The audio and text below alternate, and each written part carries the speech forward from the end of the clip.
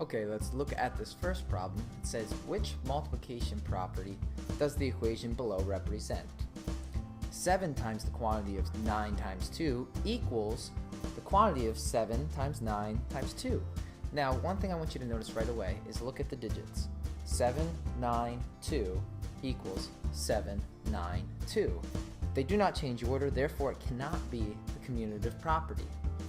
So we can cross off A right away. Now we're left with identity, associative, and 0.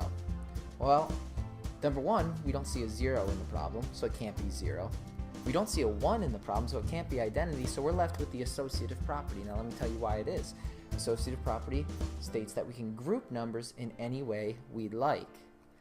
The first one, we're grouping 9 and 2 together. The second one, we're grouping 7 and 9 together. But no matter what way we do, we're still going to get the same answer. So looking at this problem, Patsy multiplies a number by 0. Which of the following statements is true about her answer? We should know this because of the 0 product. So is it either her answer is 0, her answer is 1, her answer is less than 0, or there's not enough information?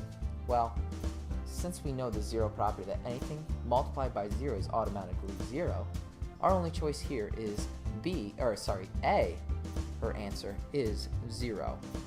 If we were saying she multiplied it by 1, then we would use the identity property, which states that the number would not change. But since there's a 0 in this problem, her answer is going to be 0. Alright, we're going to estimate the product here. 38 times 9 times 23.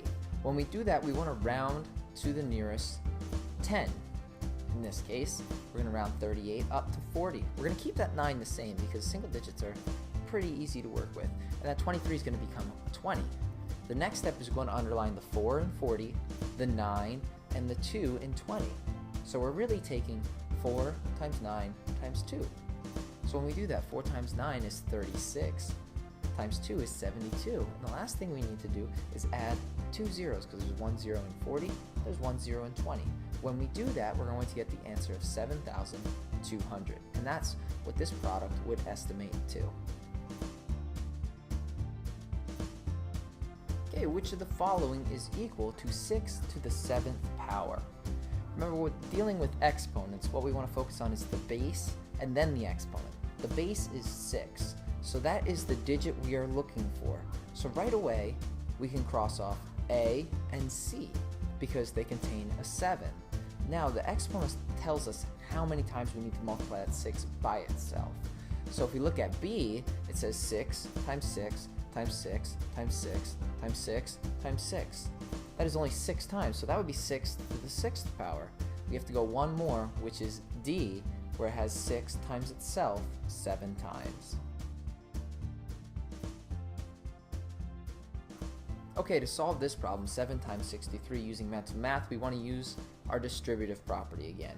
You want to break up that second number, not the first number, because it's a single digit. So it's 7 times 63.